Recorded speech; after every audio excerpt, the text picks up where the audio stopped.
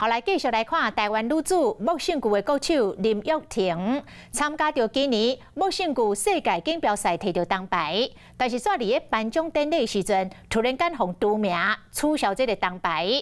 国际木姓句总会来通知讲，林玉婷是因为无通过赛前性别的检测。中华木姓句协会秘书长来讲。 到底为什么检验会无通过？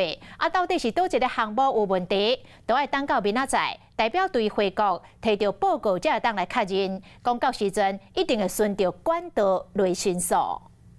台湾女子木姓句国手林玉婷参加今年木姓句世锦赛止步4强，原本应该第3名摕到铜牌的伊，却临时互通知讲去互取消资格，因为国际木姓句总会讲林玉婷在性别检测内底血液心怀检验有问题。从教练转述是说，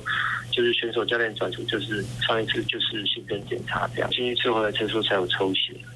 那抽血也抽血啊，那我也没有。 吃什么用什么？中华军协秘书长裴俊明强调，确认相关的报告了后，一定会照管道来申诉。因为木姓句的选手拢爱做体重的控制，外界的关注是不是因为食到荷尔蒙等等的药物，致使抽血检测的生理指数出现问题。我们昨天晚上去查了，并没有这一笔任务啊，并不是说今天要检查出来的结果，不是，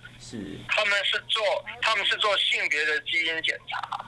所以它并不是我们运动禁药的那个检查说出来它的那个荷尔蒙有问题。进前世界招标总会捌对相性别的选手参加女子组的比赛，要求在比赛进前需要通过男性荷尔蒙的检测，不过对林玉婷性别生化检测无通过的检验报告，木姓句协会强调，爱等待明仔代表队登的台湾摕到报告了后，才会当进一步来了解。